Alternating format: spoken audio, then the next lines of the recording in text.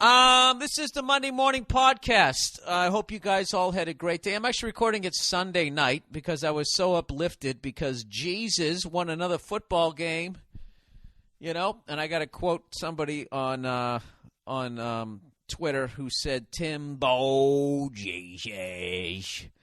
Can you believe that son of a bitch won another fucking game? I'll tell you what's funny. I still don't believe in him. And I know there's a lot of people out there who are like, dude, he fucking threw for 300. I don't give a fuck. All right? You know what I did one time?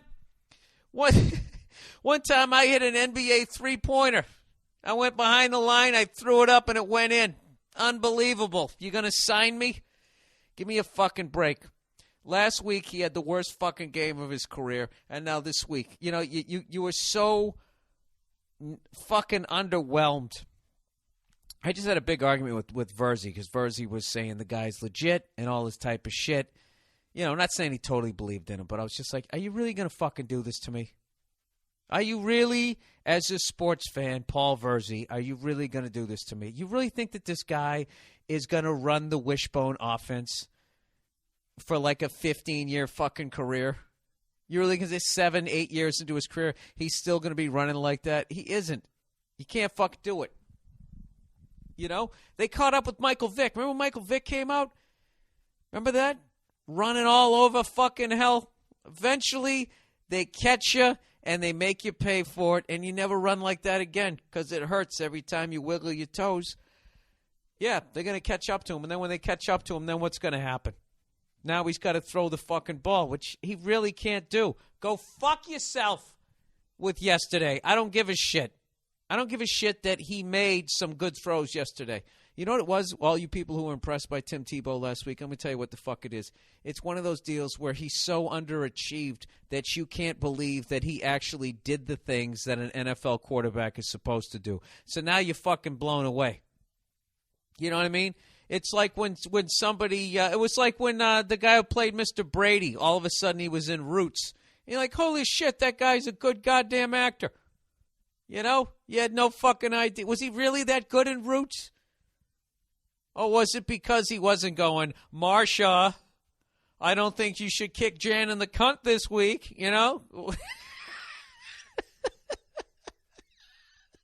I'm sorry. I couldn't think of any stupid Brady Bunch dialogue, and I panicked, and I went filthy, like I do on stage every night. Whatever. It's just one of those fucking deals. It's like that movie Drive. All of a sudden, the guy there with Albert Brooks is playing a tough guy, and you're like, holy shit, that guy's fucking amazing. It's because you're used to him being silly. It's not that fucking amazing. All right, Tim Tebow is the Albert Brooks of fucking NFL quarterbacks, and that game yesterday against the Pittsburgh Steelers was his guest star in Drive. All right?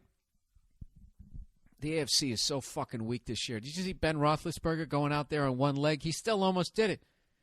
Still almost fucking did it. It was fucking nuts. They had like 10 guys up on the line. Then they had like one guy back. Everybody freaking out because he's able to hit a receiver in single coverage. I fucking had it. Okay? Stop doing that to me. Stop telling me somebody is the guy because he won one game. All right? Go fuck yourselves. Anyways, so there you go. So fuck Tim Tebow. Okay? He's going to come in to Foxborough, Massachusetts next week, waiting for somebody to wash his feet. And I'm going to tell you right now, it ain't happening. Okay? He's going to be betrayed 11 times by the New England Patriot mediocre defense. I got to be honest with you. I'm actually nervous about the game next week because I just don't believe in our defense. When they talk Patriots, what do they talk about? They talk about our tight ends. They talk about Tom Brady. They talk about us going down to Best Buy and getting video cameras. They talk about all of that, but what they don't talk about is our defense, and there's a fucking reason. All I can tell you is when you have a wide receiver starting at cornerback, that's when it's a good time to bet the over. So we'll see. We'll see what happens next week. But who's kidding who? We all know the Super Bowl champion is coming out of the NFC. Right? It's coming out there.